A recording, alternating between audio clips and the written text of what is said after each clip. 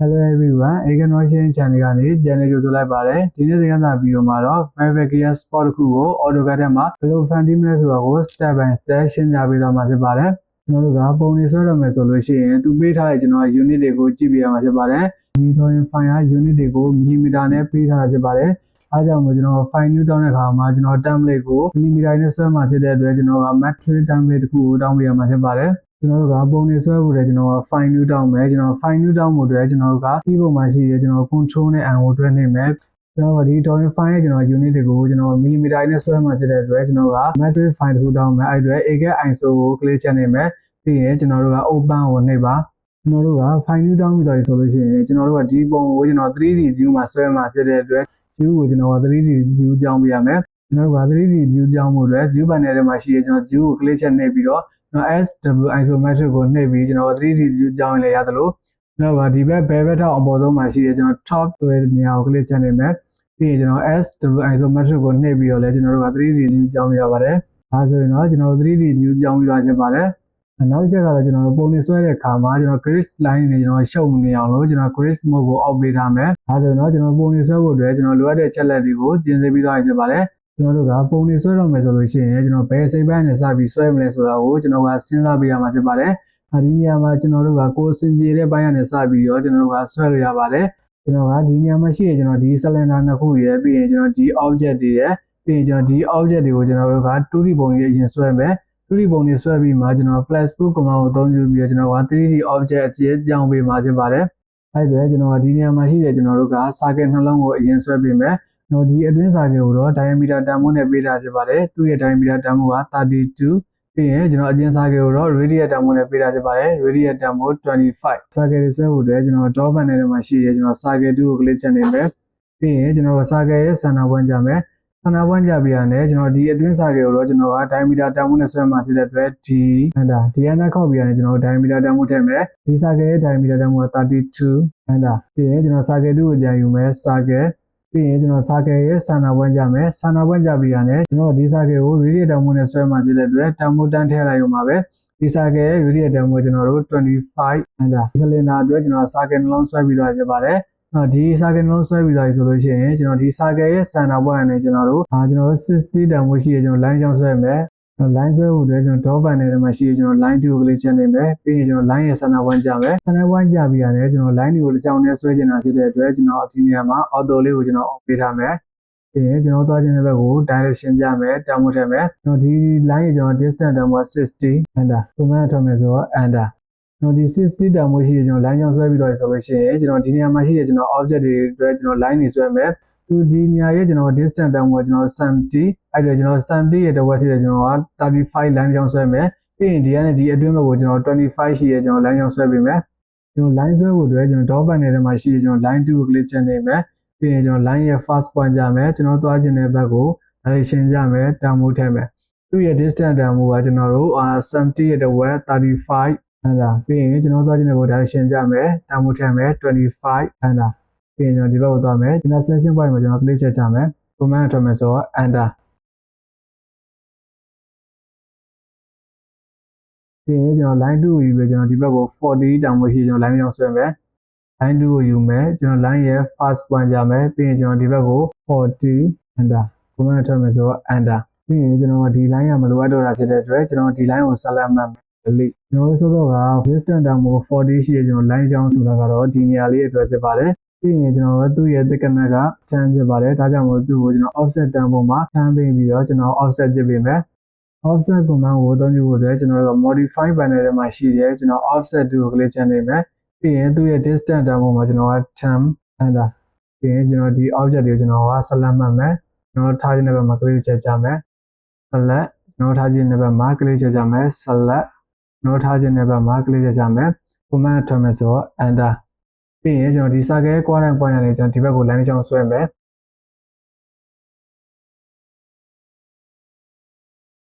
command ထွက်မယ်ဆိုတော့ enter ကျွန်တော်တို့ကဒီ line တွေကိုကျွန်တော် fillet command ကိုအသုံးပြုပြီးတော့နားတွေကိုကျွန်တော်ကကွေးပေးရမှာဖြစ်ပါတယ်ကျွန်တော်တို့ဒီနေရာလေးကိုတော့ကျွန်တော်က fillet မှာ radius တန်ဖိုး3နဲ့ကျွန်တော်ဒီနေရာလေးကိုကွေးပေးမယ် ဒီနေရာကိုတော့ကျွန်တော်က radius term ကိုကျွန်တော်တွဲနေကျွန်တော်ကွဲပြီးမယ်ဒီတောင်လေးကိုလည်းကျွန်တော်က fillet မှာကျွန်တော် radius term ကို3ပေးပြီးတော့ပဲကျွန်တော်တို့ကွဲပြီးရမှာဖြစ်ပါတယ်ပြီးရင်ကျွန်တော်ဒီနေရာကိုတော့ကျွန်တော် fillet radius term ကိုစစ်နေကျွန်တော်ကအနားလေးကိုကွဲပြီးမယ် fillet command ကိုသုံးကြည့်ဖို့အတွက် modify panel ထဲမှာရှိတယ်ကျွန်တော် fillet ကို click ချက်နေမယ်ပြီးရင်ကျွန်တော် radius ကို click ချက်နေပါfillet ကျွန်တော် radius term ကိုကျွန်တော်3 enter ကျွန်တော် term မို့တူရဲ့ကျွန်တော် object တွေကို command တစ်ခါဝင်ပြီးရတဲ့ object တွေအများကြီးကိုကျွန်တော်ကွဲချင်တာဖြစ်တဲ့အတွက်multiple option ကို click ချက်နေမယ် first object second object ကျွန်တော်ဒီနေရာလေးကလည်းကျွန်တော်တို့က radius term ကို3ပဲဖြစ်တဲ့အတွက်သူ့ဘက်တစ်ခါလေးကျွန်တော်ကအနားလေးကိုချိုးပေးမယ် first object second object command ထည့်မယ်ဆိုတော့ enter ပြီးရင်ကျွန်တော် fillet command ကိုပြန်ယူမယ် enter ခောက်ပြီးရတယ်ကျွန်တော် fillet ရဲ့ radius term ကိုထည့်မယ်ဒီ object တွေကိုကျတော့ fillet radius term ကိုကျွန်တော်ကတွဲနေကျွန်တော်ကွဲပြီးရမှာဖြစ်ပါတယ် radius term ကိုတွဲ enter ပြီးရင်ကျွန်တော် object တွေကို select မှတ်ပြီးမယ် first object second object ပြီးရင်ကျွန်တော် fillet command ကိုပြန်ယူမယ်enter ကျွန်တော်ကဒီနေရာမှာရှိကျွန်တော် line တွေကိုတော့ radius term ကိုစစ်နေနားတွေကိုကွဲပြီးရမှာဖြစ်ပါတယ် 6 enter first object second object ပြီးရင်ကျွန်တော်ဒီနေရာလေးကိုကျွန်တော် line command နဲ့ကျွန်တော်ပိတ်ပေးမယ် line 2ကိုယူမယ် line first point next point command ထည့်မယ်ဆိုတော့ enter ကျွန်တော်တို့ဒီဘက်မှာရှိတဲ့ကျွန်တော်ဒီအစိပ်ပိုင်းနေနဲ့ကျွန်တော်ဟိုဘက်မှာရှိတဲ့အစိပ်ပိုင်းတွေရဲ့ object ရဲ့ term တွေအတူတူပဲဖြစ်ပါတယ်အဲကြောင့်မို့ကျွန်တော်ဒီ object တွေကိုကျွန်တော်ဟိုဘက်ကိုကျွန်တော် mirror ခောက်ပေးမယ်ကျွန်တော်တို့က mirror command ကိုသုံးကြည့်ဖို့အတွက် modify ဘေးမှာရှိတဲ့ကျွန်တော် down arrow ကို click ချက်နေမယ်ပြီးရင်ကျွန်တော် mirror ကို click ချက်နေပါပြီးရင်ကျွန်တော် mirror ခောက်မယ်ကျွန်တော် object တွေကို select မှတ်ပေးမယ် select object enter အဲ့ဒါလည်းကျွန်တော် first point ရမယ်ပြီးရင် second point command ထည့်မယ်ဆိုတော့ enter ကျွန်တော်ကအလယ်မှာရှိတဲ့ကျွန်တော်ဒီ line ကမလိုအပ်တော့ဖြစ်တဲ့အတွက် line ကို select မှတ် delete ဒါဆိုရင်တော့ကျွန်တော်ဒီနေရာမှာရှိတဲ့ကျွန်တော် cylinder အတွက် 2D နဲ့ကျွန်တော်ဒီအနောက်မှာရှိတဲ့ဒီ object တွေရဲ့ 2D တွေကိုတော့ကျွန်တော်ဖန်တီးပြီးသွားဖြစ်ပါတယ်ဒီပြီးသွားပြီဆိုလို့ရှိရင်ကျွန်တော်ဒီနေရာမှာရှိတဲ့ကျွန်တော်တို့ object တွေအတွက်ကျွန်တော်က 2D object တွေကိုဖန်တီးပေးမယ်ကျွန်တော်ဒီ object နဲ့ကျွန်တော်ဒီ object ရဲ့ကျွန်တော် near ကိုတောင်းဖို့ကျွန်တော်တို့88ဖြစ်ပါတယ်အဲကြောင့်မို့ကျွန်တော်တို့က88တောင်းဖို့ရှိတဲ့ကျွန်တော် line အကြောင်းကိုအရင်ဆွဲမယ်ကျွန်တော်ဒီ object ကျွန်တော်က center point နဲ့ဆွဲချင်တာဖြစ်တဲ့အတွက်ဒီနေရာနဲ့ဒီနေရာကိုကျွန်တော်က point ကြပြီးတော့ကျွန်တော် line တစ်ချောင်းဆွဲမယ် line 2ကိုယူမယ် line ရဲ့ first point end point ဒီမှာတော့မယ်ဆိုတော့ enter draw button ထဲမှာရှိတဲ့ line ကို click ချက်နေပြီးရင်ကျွန်တော်ဒီ line ရဲ့ကျွန်တော်က first point ကိုဒီ object ရဲ့ကျွန်တော်က mid point မှာကြာမယ်ပြီးရင်ကျွန်တော်သွားခြင်းတဲ့ဘက်ကို direction ကြမယ် term ကိုထည့်မယ်သူ့ရဲ့ distance term ကိုကျွန်တော်88 enter command ထည့်မယ်ဆိုတော့ enterကျွန်တော်တို့ဒီ object ရဲ့ကျွန်တော် near ကိုတောင်းဖို့ကျွန်တော်90ဖြစ်ပါတယ်ဒါကြောင့်မို့သူ့ရဲ့တော့ကျွန်တော်45တောင်းဖို့ရှိရကျွန်တော် line တစ်ချောင်းကိုအရင်ဆွဲလိုက်မယ် line ဆွဲဖို့အတွက်ကျွန်တော် draw button ထဲမှာရှိတဲ့ line 2ကို click ချက်နေမယ်ပြီးရင်ကျွန်တော် line ရဲ့ကျွန်တော် first point ကြမယ် first point ကြပြီးရတယ်ကျွန်တော်သွားခြင်းတဲ့ဘက်ကို direction ကြမယ်တောင်းဖို့ထည့်မယ်သူ့ရဲ့ distance တောင်းဖို့ကျွန်တော်45 enter ပြီးရင်ကျွန်တော်ဒီ line ကိုကျွန်တော်ဒီဘက်ကိုဆက်ဆွဲမယ်ရှင်းရှင်းလေးဆွဲထုတ်မယ်ပြီးရင် click ချက်ချမယ် command ထုတ်မယ်ဆိုတော့ enter ပြီးရင်ကျွန်တော် line 2ကိုပဲပြန်ယူမယ် line ရဲ့ဒီဟာကျွန်တော် first point ကိုကျွန်တော်ဒီ circle ရဲ့ကျွန်တော် quadrant point မှာကြာမယ်ပြီးရင်ကျွန်တော်ကပို့ပြီးတော့ကျွန်တော်ရှင်းရှင်းလေးဆွဲထုတ်လိုက်ရင်ရတယ်လို့သူ့ရဲ့ intersection point မှာကျွန်တော် click ချက်ချရင်လည်းရပါတယ် command ထုတ်မယ်ဆိုတော့ enter ပြီးရင်ကျွန်တော်ဒီပုံရဲ့အပိုင်းကိုကျွန်တော် trim command ကိုအသုံးပြုပဲချက်ပေးမယ်ကျွန်တော်ပြချင်တဲ့ object ပေါ်မှာကျွန်တော် click ချက်ချမယ် command ထုတ်မယ်ဆိုတော့ enter ပြီးရင်ကျွန်တော်ဒီ line ကလည်းမလိုအပ်တော့တာဖြစ်တဲ့အတွက်ကျွန်တော်ဒီ line ကို select မှတ်မယ် delete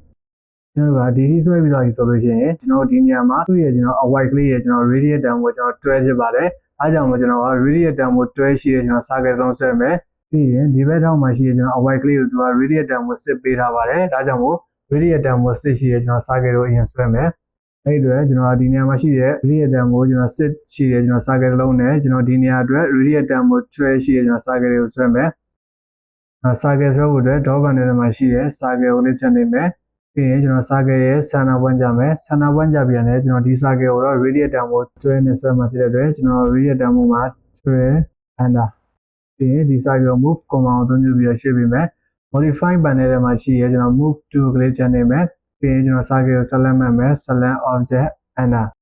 ခောက်ပြီးရင်ကျွန်တော်ဒီ circle ရဲ့ကျွန်တော် quadrant point မှာကျွန်တော် base point ကြမယ်ပြီးရင်ကျွန်တော်ဒီ line ရဲ့ကျွန်တော် end point မှာကလေးချက်ချပြီးရင်ကျွန်တော် circle 2ကိုကြာယူမယ် circle ပြီးရင်ကျွန်တော် circle ရဲ့ center point ကြမယ်center point ကြပြီးရတယ်ကျွန်တော်ဒီ circle ကိုတော့ကျွန်တော် radius term ကိုစစ်နေဆွဲမှာတဲ့အတွက် term မှာ 6 enter move command ကိုယူမယ်ပြီးရင် circle ကို select မှတ်မယ် select object enter ခောက်ပြီးရတယ်ဒီဘက် quadrant point မှာကျွန်တော် base point ကြမယ်ပြီးရင်ကျွန်တော်ထားခြင်းတဲ့နေရာမှာ click ချက်ကြပါဒီပြီးသွားပြီဆိုလို့ရှိရင်ကျွန်တော်ဒီ circle ရဲ့ quadrant point ဒီဘက်ကိုကျွန်တော် line တစ်ချောင်းရှည်ရှည်လေးဆွဲထုတ်လိုက်မယ် အဲ့တော့ကျွန်တော် line 2ကိုယူမယ် line ကျွန်တော်ဒီ line ရေကျွန်တော် first point ကိုကျွန်တော်ဒီ circle ရဲ့ quadrant point မှာပြမယ်ပြီးရင်ကျွန်တော်ဒီဘက်ကိုရှင်းရှင်းလေးဆွဲထုတ်လိုက်မယ် click ချက်ကြမယ် command ထုတ်မယ်ဆိုတော့ enter ဒီပြီးသွားပြီဆိုလို့ရှိရင်ကျွန်တော်ဒီနေရာမှာသူ့ရဲ့ radius တန်ဖိုးကကျွန်တော်တွဲချက်ပါတယ် circle ကိုတော့ကျွန်တော်က tan radius option နဲ့ဒီ circle ရဲ့ tangent point နဲ့ဒီ line ရဲ့ tangent point ကိုထိပြီးတော့ကျွန်တော်က radius တန်ဖိုးတွဲရှိတဲ့ circle လုံးဆွဲမယ် circle option တွေကမှာကျွန်တော် tan radius option ကိုအသုံးပြုချင်တာဖြစ်တဲ့အတွက် draw panel ထဲမှာရှိရကျွန်တော် circle ဘေးမှာရှိရ down arrow ကို click ချက်နေမယ်ပြီးရင်ကျွန်တော် tan radius option ကို click ချက်နေမယ်တော့ circle ရဲ့ first tangent ဝင်ကြမယ်နော် first tangent ပြီးရင်ကျွန်တော်က second tangent သူ့ရဲ့ radius တန်ဖိုးက12 enter ပြီးရင်ကျွန်တော်မလိုရတဲ့စိတ်ပိုင်းတွေကို trim command ကိုအသုံးပြုပြီးချက်ပေးမယ် trim command ကိုအသုံးပြုဖို့အတွက် command box မှာ tr enter ပြီးရင်ကျွန်တော်ချက်ချင်တဲ့ကျွန်တော် object တွေပေါ်မှာကျွန်တော် click ချက်ချမယ်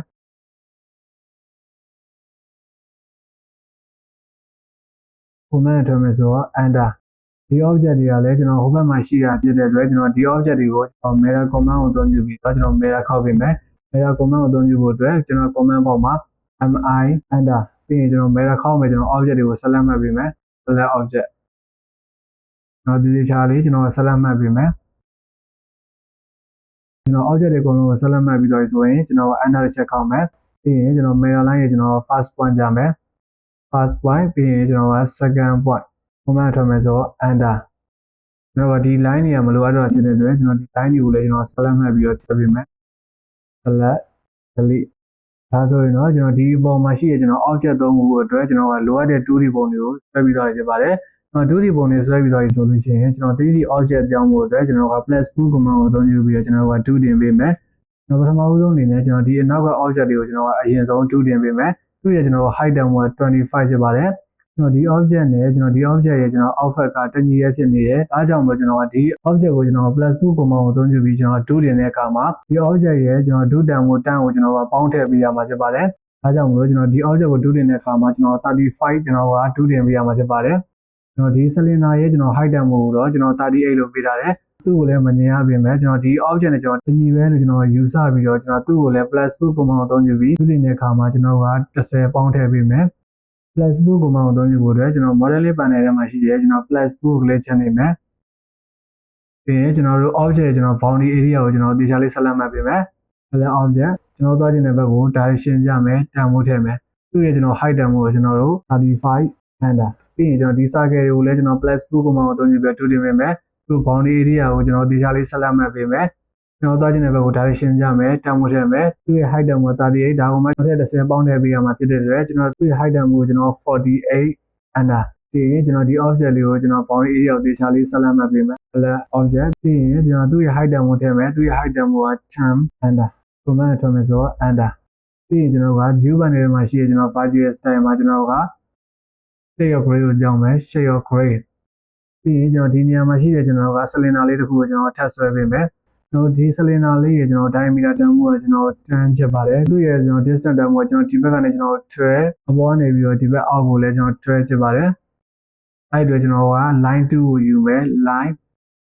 ရဲ့ကျွန်တော်က first point ကြမယ်ပြီးရင်ကျွန်တော်သွားခြင်းတဲ့ဘက်ကို direction ကြမယ်တန်ဖိုးထည့်မယ်သူ့ရဲ့ distance တန်ဖိုးက12 enter ပြီးရင်ကျွန်တော် output ကိုသွားမယ်ဒီ output ကိုလည်းကျွန်တော် distance တန်ဖိုးက12ဖြစ်ပါတယ်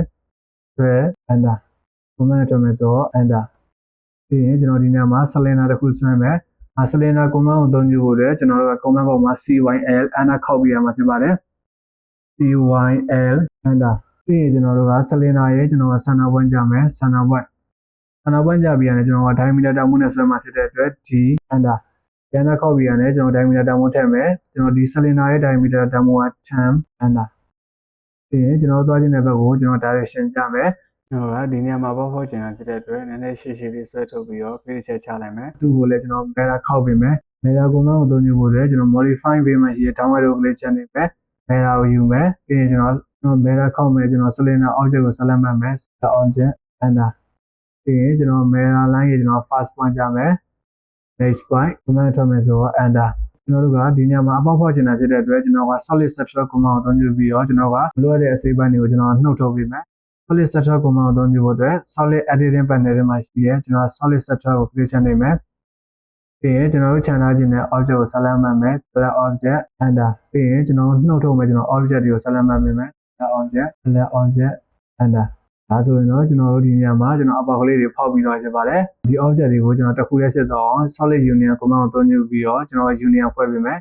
union command ကိုသုံးယူဖို့အတွက် solid editing panel ထဲမှာရှိတဲ့ union ကို click ချနေမယ်ပြီးရင်ကျွန်တော် union ဖွဲ့ခြင်းနဲ့ကျွန်တော် object တွေကိုဆက်လက်မှတ်ပေးမယ် select object enter ဒါဆိုရင်တော့ကျွန်တော်တို့ object ကစိတ်ပိုင်းတစ်ခုတည်းဖြစ်သွားပြီဖြစ်ပါတယ်ကျွန်တော်ဒီအပေါ်မှာရှိတဲ့ကျွန်တော်ဒီ object 3ခုကိုကျွန်တော် find ပြီးသွားပြီဆိုလို့ရှိရင်ကျွန်တော်ဒီအောက်ဘက်မှာကျန်တဲ့ကျွန်တော်တို့က object တွေကိုဆက်ဆွဲပေးရမှာဖြစ်ပါတယ်ပထမဦးဆုံးအနေနဲ့ကျွန်တော်66တန်ဖိုးရှိရကျွန်တော်တို့က line ကြောင်းဆွဲမယ် line 2ကိုယူမယ်ပြီးရင်ကျွန်တော် line ရေကျွန်တော် first point ကြမယ် first point ကြပြီးရတယ်ကျွန်တော်သွားခြင်းတဲ့ဘက်ကို direction ကြမယ်တန်ဖိုးထည့်မယ်ပြီးရ distance တန်ဖိုးကျွန်တော်66 enter command ထွက်မယ်ဆိုတော့ enterဒီ line ဆွဲပြီးတော့ဆိုလို့ရှိရင်ကျွန်တော်ဒီနေရာမှာရှိရကျွန်တော် circle နှလုံးကိုဆက်ဆွဲပေးမယ် twin circle ရဲ့ကျွန်တော် diameter တန်ဖိုးကကျွန်တော်20 twin circle ရဲ့ကျွန်တော် diameter တန်ဖိုးက38ကျွန်တော် circle ဆွဲဖို့အတွက်ကျွန်တော် dot panel ထဲမှာရှိတဲ့ကျွန်တော် circle 2ကို click ချနေမယ်ပြီးရင်ကျွန်တော် circle ရဲ့ center point ကြမယ်ဒါဆိုရင်တော့ကျွန်တော်ဒီ circle ကိုကျွန်တော်က top view ကဆွဲနေတာဖြစ်ပါတယ်ဒါကြောင့်မို့ကျွန်တော်ကဒီနေရာမှာ circle ဆွဲဖို့အတွက်ကျွန်တော်က user plane ကိုကျွန်တော်ကကြောင်းပေးရမှာဖြစ်ပါတယ်ကျွန်တော်က user plane ကြောင်းဖို့အတွက်ကျွန်တော် coordinate panel ထဲမှာရှိတဲ့ကျွန်တော် z user ကိုယူမယ်ပြီးရင်ကျွန်တော် user ရဲ့ကျွန်တော် new origin point ကြမယ်ပြီးတော့ကျွန်တော်ကရှည်ရှည်လေးဆွဲထုတ်လိုက်မယ်ကျွန်တော် user plane ကိုကျွန်တော်ကပြောင်းပြီးတော့ဆိုလို့ရှိရင်ကျွန်တော် circle နှလုံးဆွဲမယ် circle ဆွဲဖို့အတွက်ကျွန်တော် dot panel ထဲမှာရှိတဲ့ circle 2ကို click ချနေမယ်ပြီးရင်ကျွန်တော် circle ရဲ့ကျွန်တော် center point ကြမယ် center point ကြပြီးရတယ်ကျွန်တော်အတွင်း circle ရဲ့ကျွန်တော် diameter တန်ဖိုးကကျွန်တော်20ဖြစ်ပါတယ်20 enterကျွန်တော်အပြင် circle ရဲ့ကျွန်တော် diameter တန်ဖိုးကကျွန်တော်38ဖြစ်ပါတယ်နောက်တဲ့ circle 2ကိုပြန်ယူမယ် right click repeat circle ပြီးရင်ကျွန်တော် circle ရဲ့ကျွန်တော် center point ကြမယ် center point ကြပြီးရတယ်ကျွန်တော်ဒီ circle ကို diameter တန်ဖိုးနဲ့ဆွဲမှာဖြစ်တဲ့အတွက် d enter ဒီကနေ့ခောက်ပြီးရတယ်ဒီ circle ရဲ့ diameter တန်ဖိုးက38 enter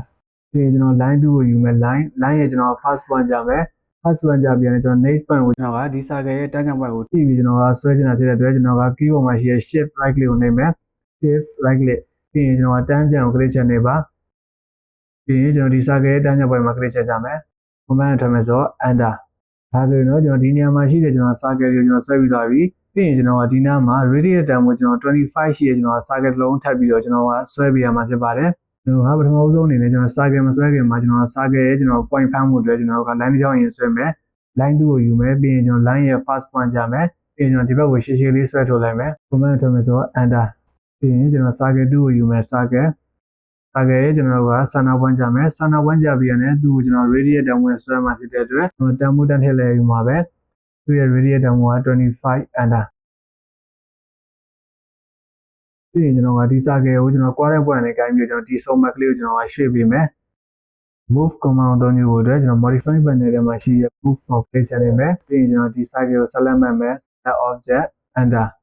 ပြီးရင်ကျွန်တော်ဒီ circle ရဲ့ကျွန်တော် quadrant point မှာ click ချက်ကြမယ်ပြီးရင်ကျွန်တော်ဒီ circle quadrant point ကိုင်းပြီးတော့ကျွန်တော်ဒီ summary ကလေးမှာကျွန်တော် click ချက်ချပေးမယ်ကျွန်တော်ဒီထိပြီးသွားပြီဆိုလို့ရှိရင်ကျွန်တော် line command ကိုသုံးယူပြီးတော့ဒီ circle တန်းကြောင် point နဲ့ circle ရဲ့တန်းကြောင် point ကိုထိပြီးတော့ကျွန်တော် line နှစ်ကြောင်းဆွဲပေးရမှာဖြစ်ပါတယ်အဲ့အတွက် line 2ကိုသုံးယူဖို့အတွက် dot panel မှာရှိတဲ့ line ကို click ချနေတန်းကြောင် point ကိုထိပြီးတော့ဆွဲမှာဖြစ်တဲ့အတွက် shift right click ကိုနှိပ်မယ် shift right click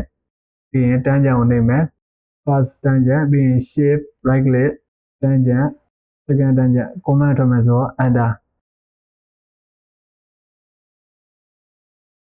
ဒီအလယ်မှာရှိတဲ့ကျွန်တော်ဒီ line ကမလိုအပ်တော့ဖြစ်တဲ့အတွက်ကျွန်တော် line ကို select မှတ်မယ် delete ဒီ 2D object ကိုကျွန်တော် +2 command ကိုသုံးယူပြီးတော့ကျွန်တော် 3D object ကြီးပြောင်းပေးမယ် +2 command ကိုသုံးယူဖို့အတွက်ကျွန်တော်တို့က modeling panel ထဲမှာရှိတဲ့ +2 ကို click ချနေမယ်ပြီးရင်ကျွန်တော်တို့ကဒီ 2D မှာကျွန်တော် object ရဲ့ကျွန်တော် boundary area ကိုကြားပေးမယ် boundary area ပြီးရင်ကျွန်တော်သွားခြင်းတဲ့ဘက်ကို direction ကြမယ်တန်ဖိုးထည့်မယ်ကျွန်တော်က z direction ရဲ့ကျွန်တော်ကြောင်းပြန်သွားခြင်းတာဖြစ်တဲ့အတွက်တန်ဖိုးပေးတဲ့အခါမှာကျွန်တော်တို့ minus တန်ဖိုးပေးမယ် -60 enter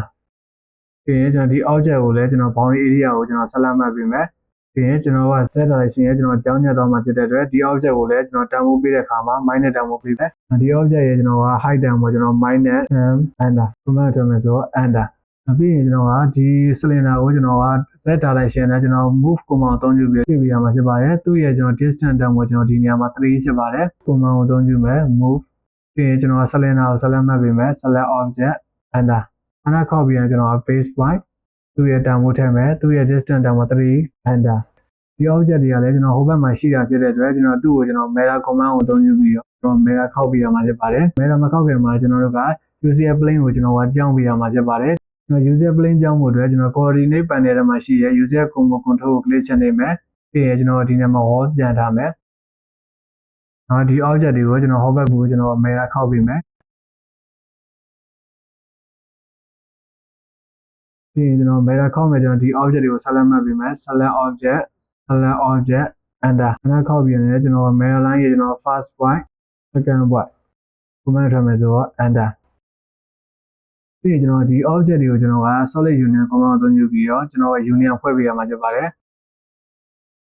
ကျွန်တော် union ဖွဲ့မယ်ကျွန်တော် object တွေကို select မှတ်မယ် select object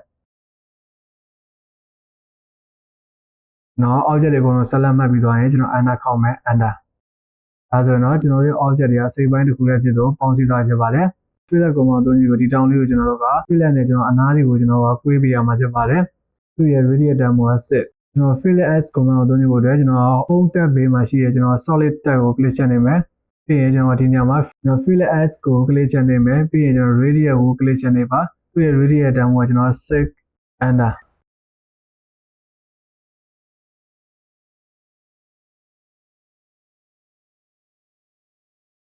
အနားခောက်မယ်အနားခောက်ပြန်တယ်ကျွန်တော်အနားတွေကိုကွေးချင်တဲ့ object တွေကို select မှတ်မယ် select object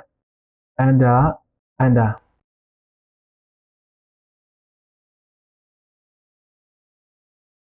ပြီးရင်ဒီဘက်တောင်းကိုလည်းကျွန်တော်တို့ကအနားတွေကိုကျွန်တော်ကွေးပေးမယ် fillet as ကိုကြိုင်မယ်ပြီးရင်ကျွန်တော် radius term ကိုထည့်မယ်သူ့ရဲ့ radius term က6 enter ပြီးရင်ကျွန်တော်တို့ကဒီ object ကို select မှတ်ပေးမယ် select object enter နှစ်ချက်ခောက်မယ် enter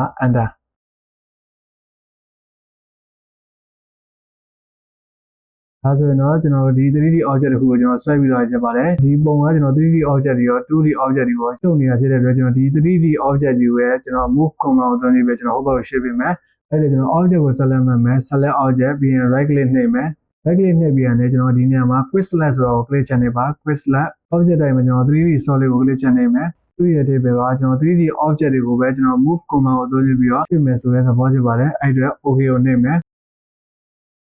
moveပြီးရင်ကျွန်တော်က base point ကြမယ်